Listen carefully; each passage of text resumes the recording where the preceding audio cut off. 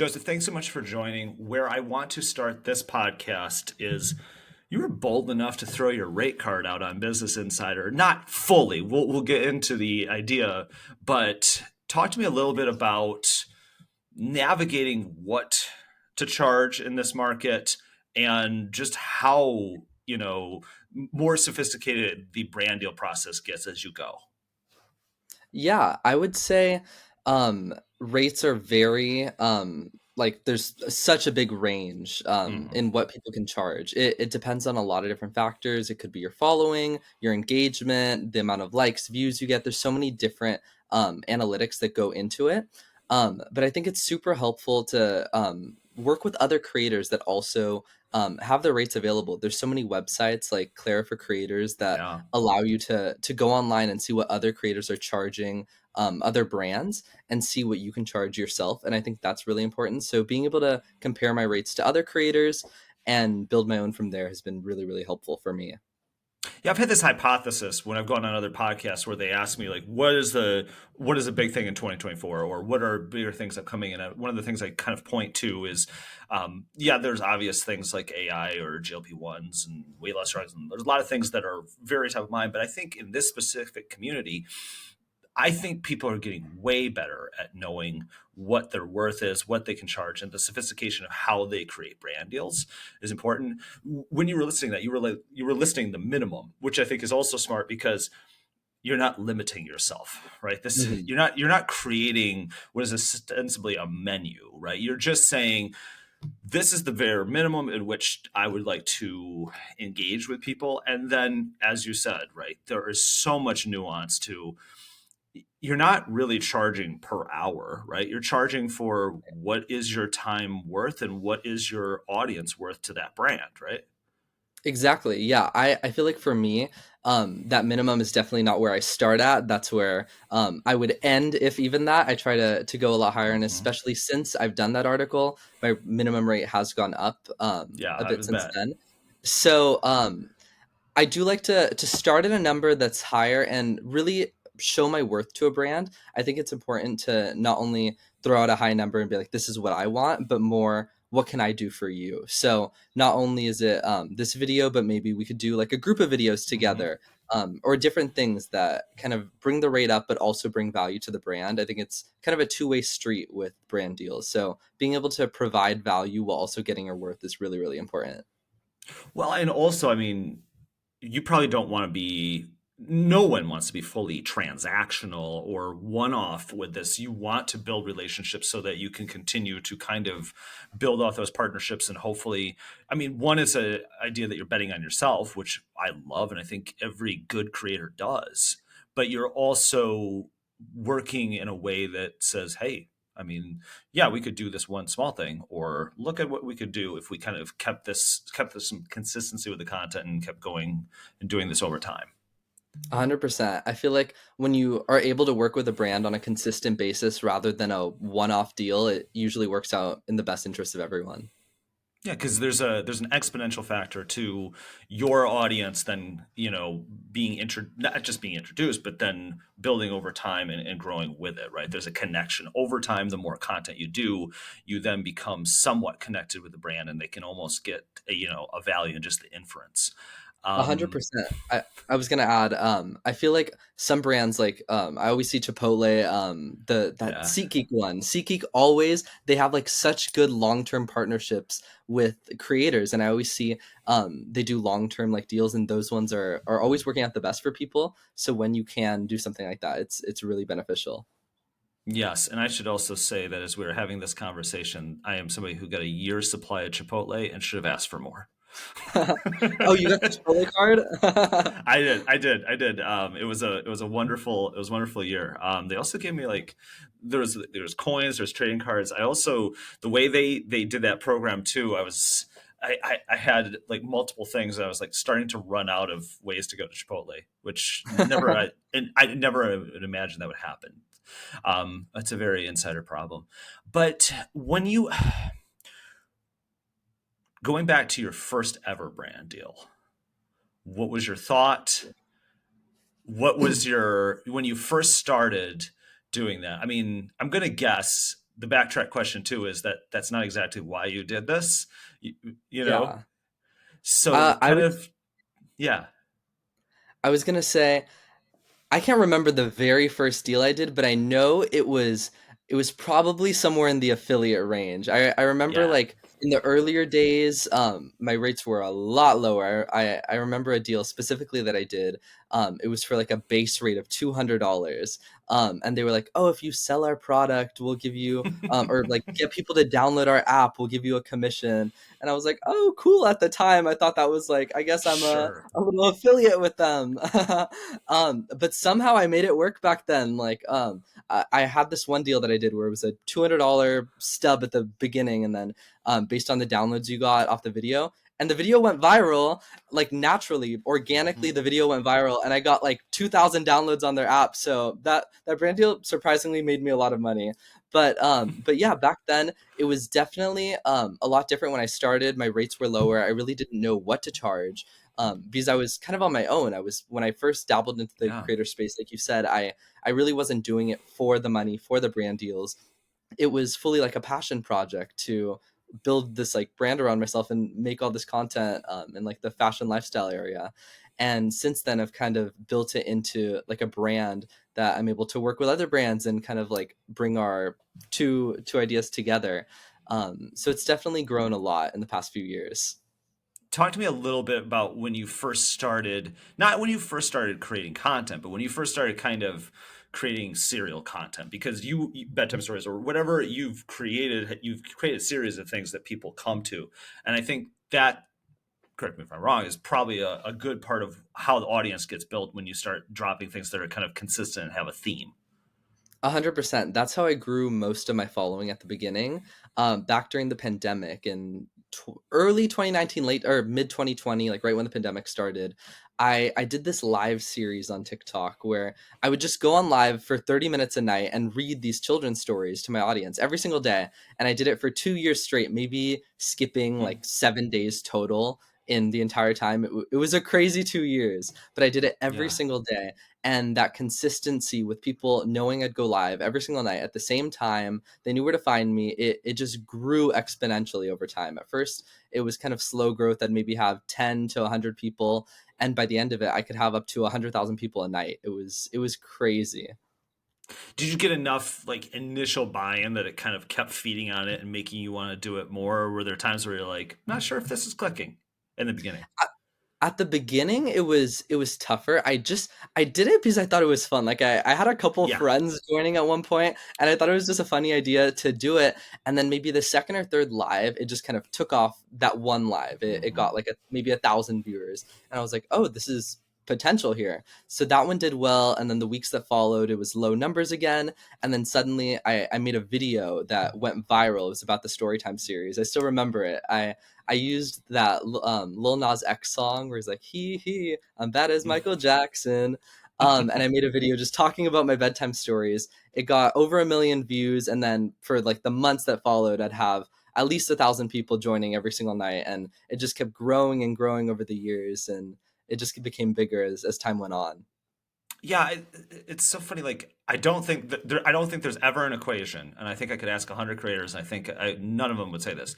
It's not I did X for Y to get Chipotle card, like or get brand deal. It's you have to have some kind of passion behind the project you're doing or the content that you're making. Here's the different part of the question. Then, was it hard to stop, and why or why not? Yeah, that was actually a really tough decision for me. So, I was doing that series for, like I said, a little over 2 years, and it was something I loved for so long. But after doing the same thing every night, not Hmm. stopping, not giving myself a break, I was starting to get a little burned out, and I myself was losing the passion for the series. And it got to a point where I would do my 30-minute lives, and then at the end of it, I would kind of just fall onto my bed and be like, "Oh, that was tiring. Like it really exhausted me." And it took a lot of energy from me every single day, even though it was such a short amount of time. And it was something that my audience really, really loved, and I loved doing Yeah. for so long. But at a point I felt like I was growing out of that and I wanted to kind of expand my content a bit. So what I did was I didn't necessarily cut it off right away. I started at first kind of just shifting my content instead of the live series. So I still did the live, but instead of all my videos being about my live series, I started making it more about me and my own personality. So I would Hmm. post about events I was going to, things I was doing in my life, and just making the content more about myself. And then slowly but surely, I kind of spaced out the lives until I put it on a little hiatus. But I'm thinking about maybe doing a spontaneous, bring it back for a little bit to see how it goes. But for now, it has been on a little pause. Because I think that's the question, and you give a really good answer. The question that most creators do not get asked is, why do you stop doing something when it's successful? But there's a diminishing level of return, right, on something at some point, right? If you already have the audience, interesting. Like, one, you don't want to be typecast to only doing one thing. I'm assuming. Two, you do not want to continually do something that you know you run out of either content or just the passion for it. So I mean, and especially when it's you and a device, and that's all it is, your passion, your energy is going to come through. And so I think Hmm. that's probably something you were feeling. It was a really hard decision to make because, like you said, like in the creator space, specifically for like influencers or creators, Hmm. it's a very niche world where a lot of creators, they become popular because they're Yeah. really popular in a specific niche. And in my case, that's what happened with me. I had a Hmm. very unique niche. I feel like no one else was really doing that, was doing these story times. And having that like really unique audience brought a really tight audience that was interested in what I was doing. But when I was shifting to other types of content, it was a transition getting the same people to want to follow along. And I came to the realization that if at the end of the day someone didn't want to follow me to that, that's okay, and I'll find that audience eventually. So the people that want to stay because they were watching the live series, not only for the series but also for me, they could stay and watch my future content. But eventually I'll find my audience that enjoys what I'm doing, and um, I also enjoy what I'm doing on social media. Yeah, and also I think that's the mental health part of it. To segue, there's a thing for creators where if you get to your level, right? Where, obviously, if we're interviewing you on the podcast, you've done some really cool stuff and you've reached a level of notoriety. But when you reach that level of audience, which is the 1% of 1% of creators, right? That we always talk about creators, there's so many creators out there, but getting to that level is tough. It's sometimes you can almost, when you get there at first, feel a little bit of imposter syndrome, but then people go one of two ways. They either grow in confidence or they get very, very scared that they're going to just one day lose that audience, right? And Mhm. lose the dopamine rush that comes with that, right? So was there a feeling, an apprehension ever in that, or were you at a point in your career where you were just confident enough that you're like, people will follow me, it's okay, they'll go where I go?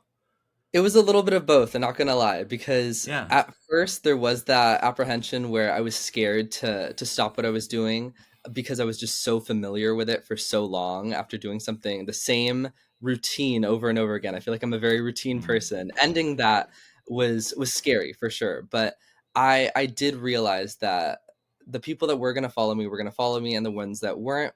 And that was just something that I was okay with. So I knew it would be a change and it would take time to get back to where I was. Maybe the numbers would go down, they'd go up, but eventually, um, I want to do what I love. I feel like it's so much more important to be happy, and like you mentioned, the mental health side of it. If I'm feeling so drained afterwards and it's not healthy for me, I feel like that will eventually translate to my audience, and they will see that I'm not happy. So making sure that that happiness is going both ways is so important. I think this is a good time to talk about Born This Way Foundation, what you're doing there. Unpack it.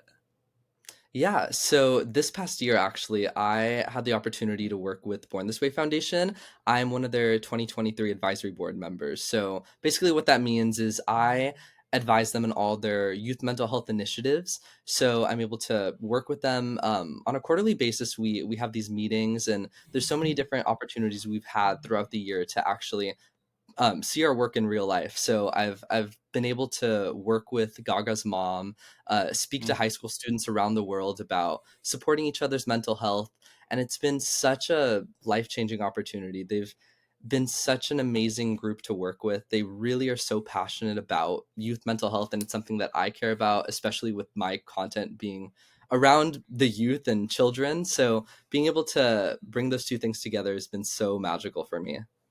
Yeah, talk to me a little bit more about, I mean, you kind of outlaid passion for it, but just why you feel, I mean, obviously why it's so necessary for that to be not only where you're spending your time, but where other people should be spending time contemplating and not being afraid to seek help. Yeah. So for me specifically, I come from a Hispanic background, and in Hispanic culture, mental health is usually pretty stigmatized, and Yeah, people tend to think it's either not real or just something that you can kind of internalize or have to just like suck it up.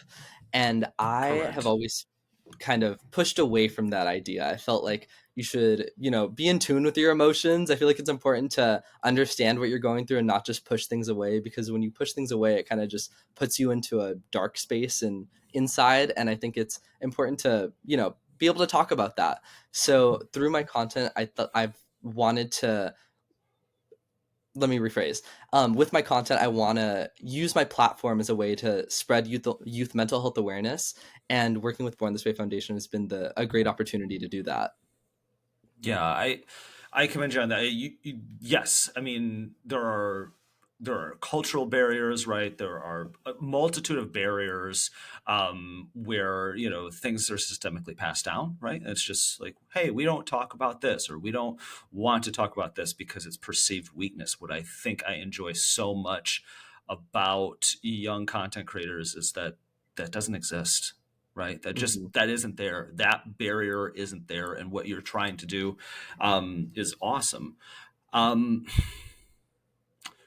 how do you try and change people's minds when it comes to mental health awareness, mental health stigma, or do you just kind of it's one piece of content, one person at a time?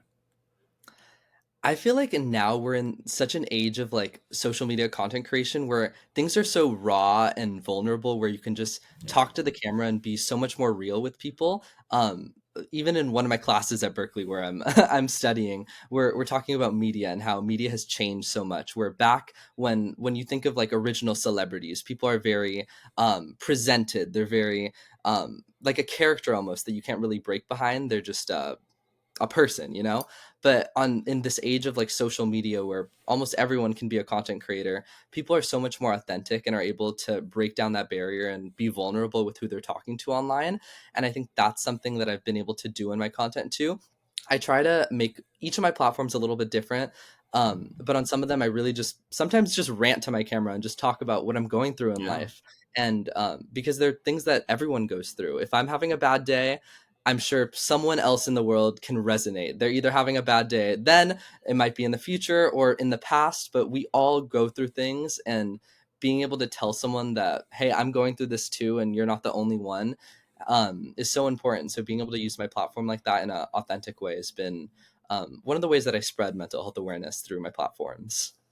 I think, as we're going ahead to Shorty Award 16, and, obviously creator culture has been around now for 2 decades. I think in like the third iteration, or like, Creator 3.0, I think that the vulnerability is so important and so necessary and pervasive. Did you change your course of study based on your creator economy growing, or did you wind up going for the same thing? Yeah, I actually did a little bit. So when I applied for Berkeley, I was going for a business major, and that was Hmm. something that I felt was in the creator space a bit because I feel like Yeah. business skills are really used everywhere. But once I got to school and I was doing my business major, I realized that I also wanted to study media because that's something I'm just in. I want to stay in entertainment in whatever I do in my future. So I thought it would be a really good idea to double major. So I'm doing a dual degree actually. one degree at the business school and one degree at Letters and Sciences to get business administration and media studies. That sounds like a very busy day. Yeah, it's a lot, especially with being a creator. The two they can add up to my schedule for sure. Yeah, I'm just thinking about that, like the idea that you're creating content, you're doing like how many classes are you taking per semester? It's like 16 units or so, which is Okay, okay. about 4 or 5 classes. Yeah, that's not insane. As a person who was doing content and also going to Friday classes, please tell me you don't have any Friday classes. These past 2 years I have, but next Oh semester I no! am keeping my Fridays for peace. My Fridays are off next Yes, semester. self-care Fridays. And honestly, That's this the is mental health right there. this is one of the PSAs I want to give any like person who's simultaneous, because you are essentially you're running a small business while going to school, and this is something I Mhm. exactly did. Um, Friday classes are dumb. You're gonna think that they're an amazing idea because you're like, I just want to knock this out. I want to get this. I want to just get this. I want to keep going. I'm like, yeah, you gotta take time. You gotta pace yourself because I burnt myself out on Friday classes. Mhm. I tried to get done in 3 years. That was a poor choice, but I digress. When when you make content, clearly you make it out of passion and then it turns into business. I don't think you make content with a business idea in mind, but when do you kind of know something is ready for a business venture, or when you're creating content, when do you know you have something, or is that Yeah, just gut I feel feel? Yeah, I would say you kind of see it in the numbers because when I like first Yeah. started on social media with my series, I had 0 followers like everyone else. We all started 0.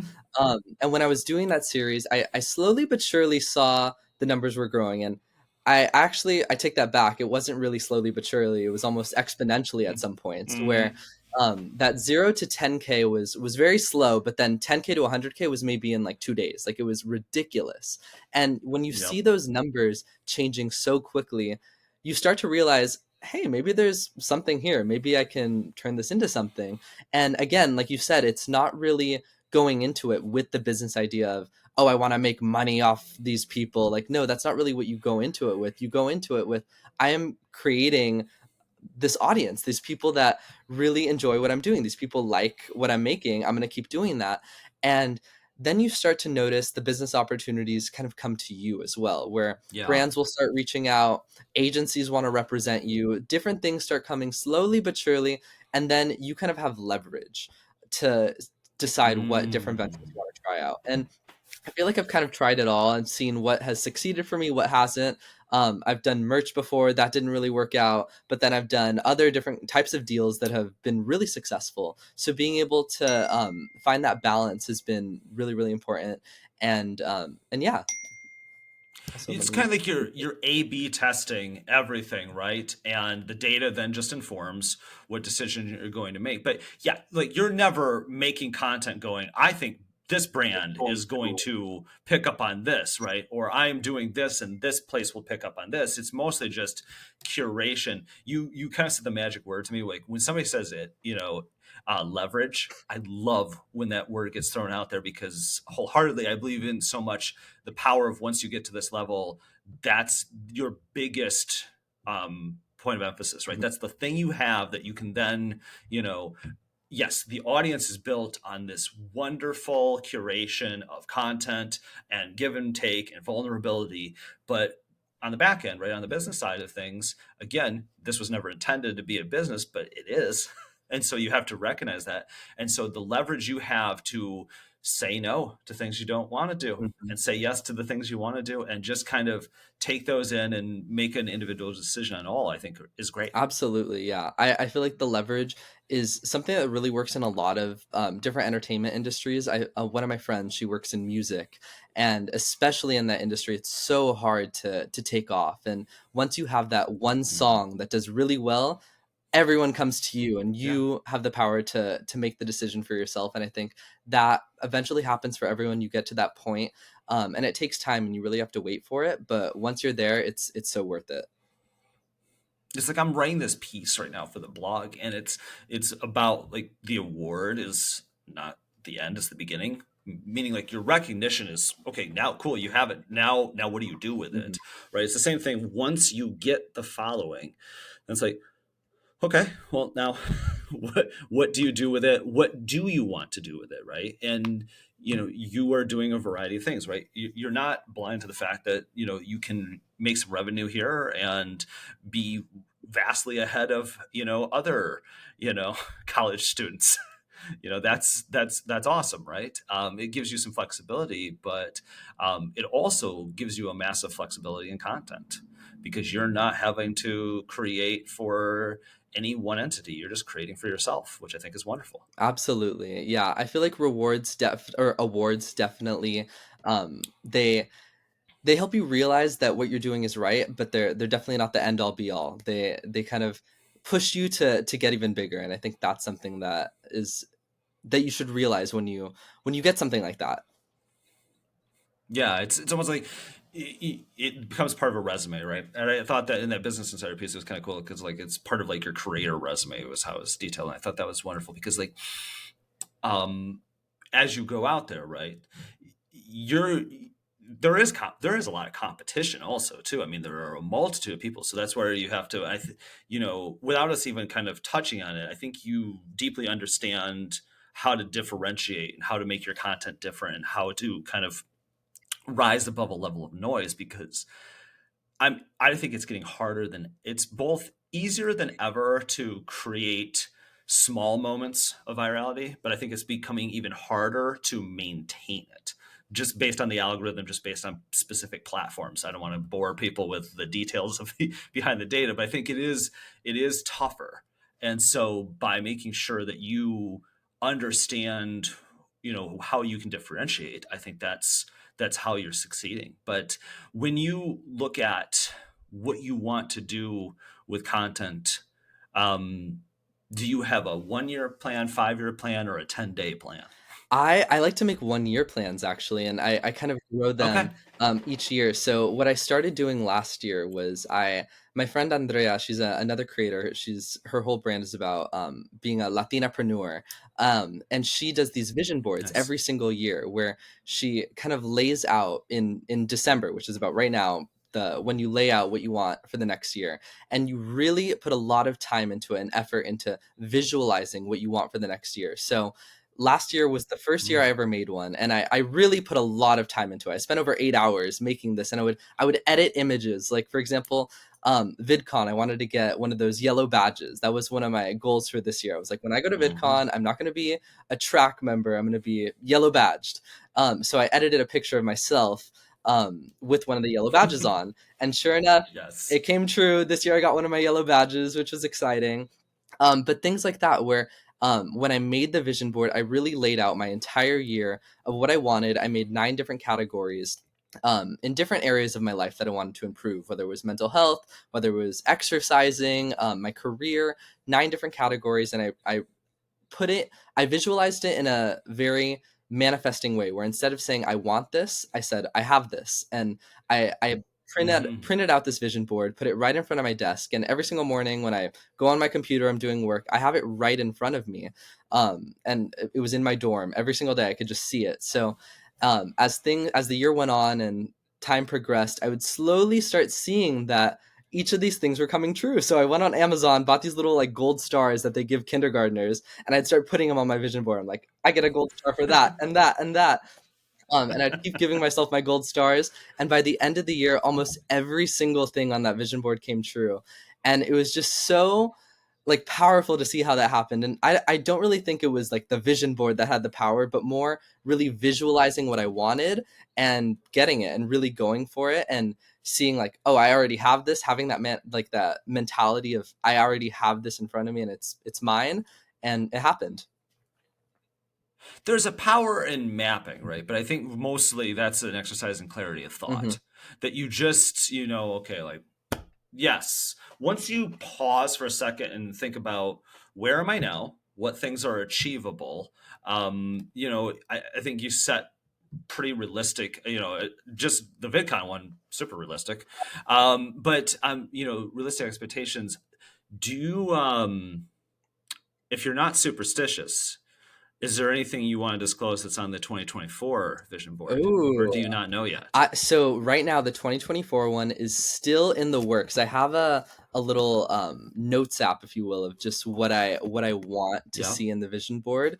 But I will lay out one of them, I guess. So this year Let's I manifest. really want to expand my own knowledge. So with one of the points that I want to lay out, I put books are knowledge, and with knowledge comes power. So I really want to read more this year.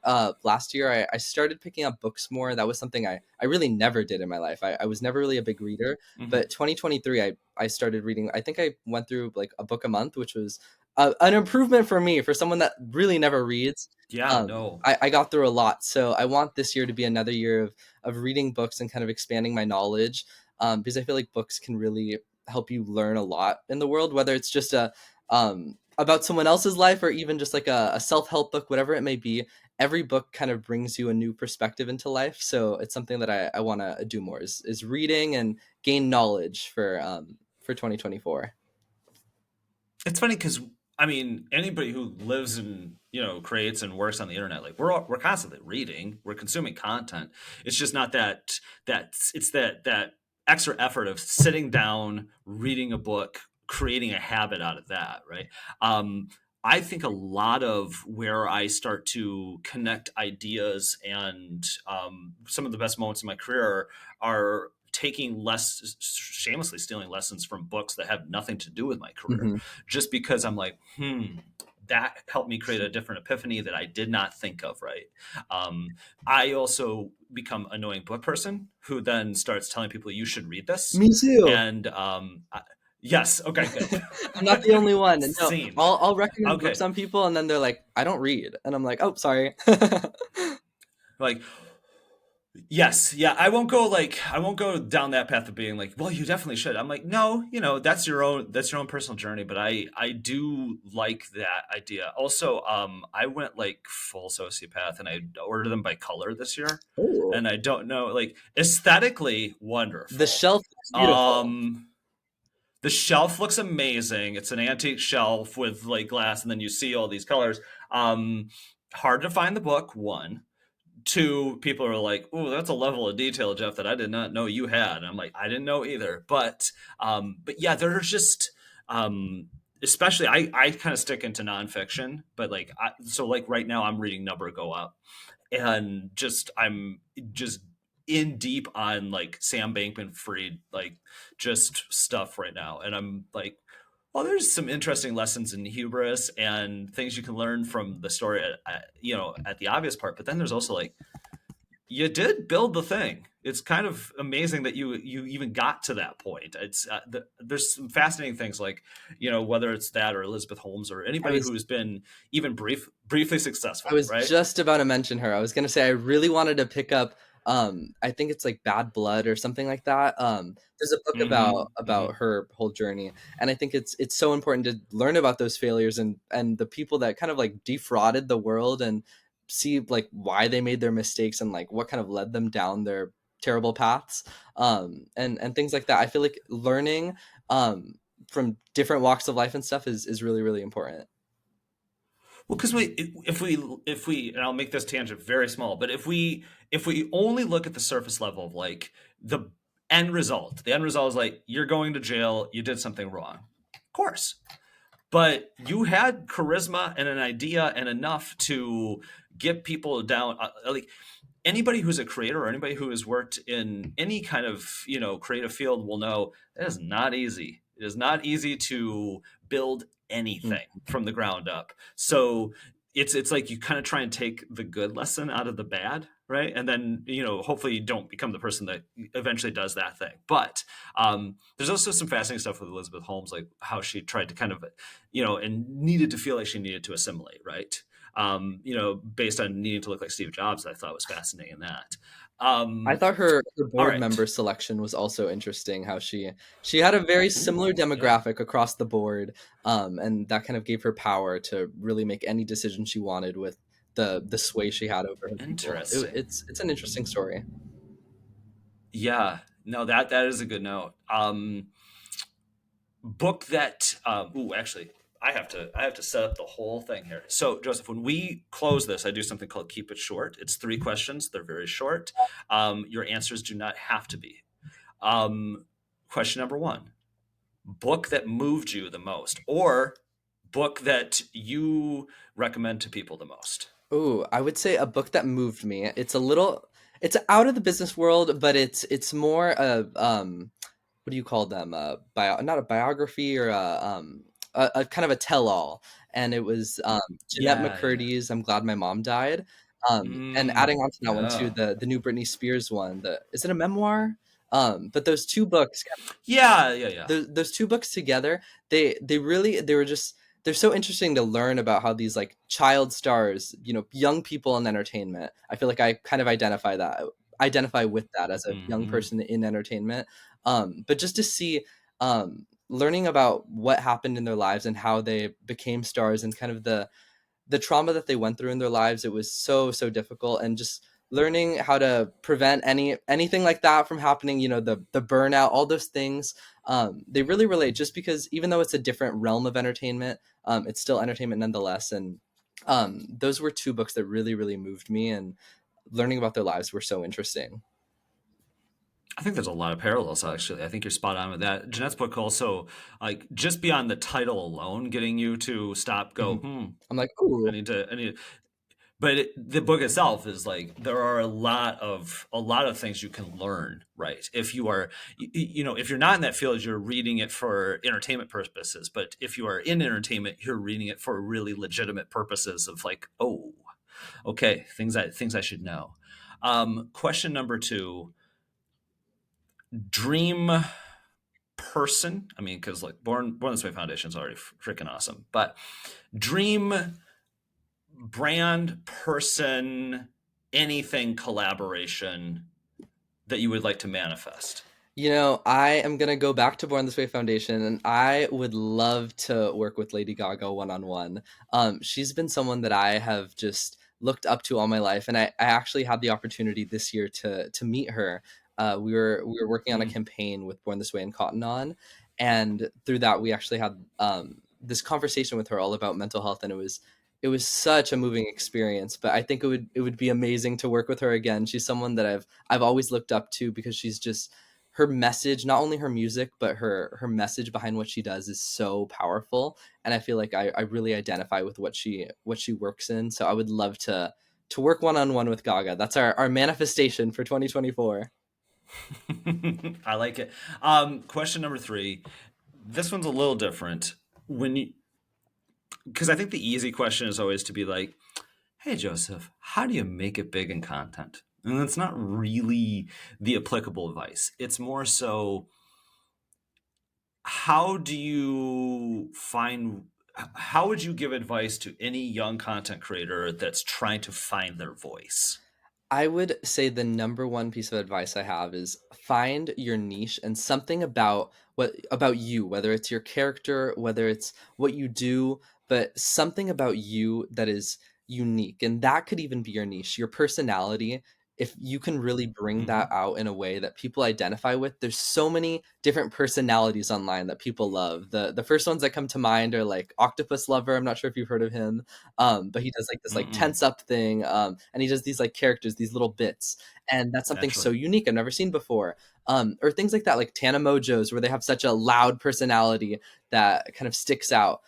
People like that really just have a personality. If you have something about you, some little charismatic way that can be seen on camera, just show that, and don't really go into it with a mindset of I want to be an influencer, I want to be a creator. Just go into it having Right. fun, and once you have that fun online, people will resonate with that, and you'll gain your audience slowly but surely. It'll come to you.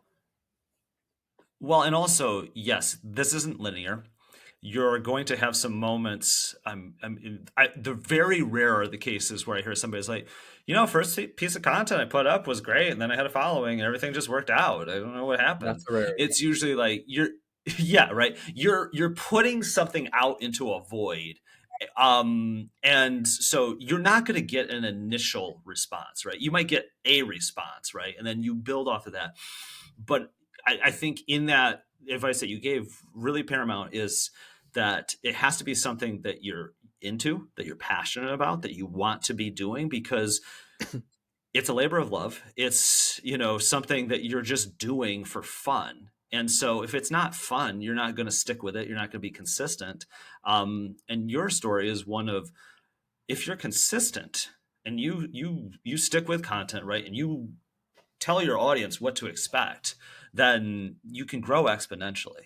Even if that, again, I don't think you woke up one day and were like, yeah, I'd like to have close to 1 million followers on TikTok. It's just, you're like, no, you know, Absolutely. that just happened. Yeah, the consistency is key, and just finding that niche that fits with you. It'll come to you slowly but surely, and the consistency is really hard, I will say, because there will be lots of ups and Hmm. downs. Like, if you're once you get to that point where you have a little bit of an audience, you start to pay more attention to, like, the analytics and the certain numbers. Those Yeah. become a little more important to you, as time goes on, and you'll start to see those times where they go up, and then there's a long down, and then up again, and then a long down. And during those, like, down periods, it can really be challenging to keep going. Sometimes you want to take a break, or you get burnt out, and you are bound to go through burnout happens to everyone. But sticking through it and finding that 100. consistency that works for you is so important. And remembering that it's not just numbers. Every single one of those numbers are people that are actually watching you. And a little visualization tactic that I use, I learned this on TikTok as I was growing, was pretend like each one of your followers is, like, in front of you. And, like, I like looked up how many people fit in, like, SoFi Stadium, and it's like 100,000 or whatever the number was. Hmm. And I'm like, fill up 8 of those stadiums, and that's the amount of people that follow me. That is, like, scary now. Like, that's a lot of people. So remembering that each one of those numbers isn't just a metric, it's a person that cares about what you're doing, or they might not care, but yeah, they're all people that are consuming your content. And yeah, just remember that when you're looking at those numbers, don't let that discourage you. Just keep that passion, even when you get to a successful point. Don't let the numbers stop you or keep you from creating more. And I'd say, even at your point, right? It's like, don't let the numbers dictate that you can allow your audience, and I think you're already thinking about it, you can allow your audience to expand with you. It's interesting, the visualization, right, of like how many people that is. Like, that is more people than Bad Bunny's SoFi like sellout record. Hmm. Like, I think he did 5 nights in a row. Insane. That's more than that. Yeah, it's incredible. So, Joseph, I thank you so much for joining. Anything you would like to promote, plug, talk about, think is super important, or want to manifest as we close? I think I have one last piece of advice for anyone listening. I would love to say, on social media, it's also really important to diversify your content. That was one more thing I forgot to mention. And every platform, do something Hmm. different, do something fun on every platform that brings people to everything that you're doing. So if you want to follow along on a more personal journey, follow me on Snapchat. You want a more, like, catered video, TikTok's for you. Instagram, it's a feed of photos. So, have fun with what you're doing. Um, and yeah. I love that. If you want to be on a sarcastic journey where I don't even want to be there, follow me on X. But yes, on all the other platforms, we're doing so many amazing things. On X, we're like, this party ended like 3 hours ago. Why are we still here? Excuse me What's now. going on? I don't want to be here. I'm a threader now. I My just got on Thread. Well, I've right. been on Thread since it started, and I've really liked it. A lot of people have been hesitant about it, but I've been giving it a go. It's been fun. Once it gets a news functionality, right, which could then also just make it Hmm. crap, that there's that potential. But Yes, like there's this part of me that, you know, would like X to exist because there's certain communities that I think have really done a great job of building awesome community on Twitter, and I don't want to see that go, and I don't want to see the town forum Right. go. But yes, it has been giving off major the party's over and my Uber is not here vibes. So, Joseph, thanks so much for giving people kind of an inside look at content creation. Excited to see your journey, and we'll do what we can to manifest some of those things on the vision board in 2024. Thank you, Jeff. Nice to chat with you Thanks, guys. Joseph.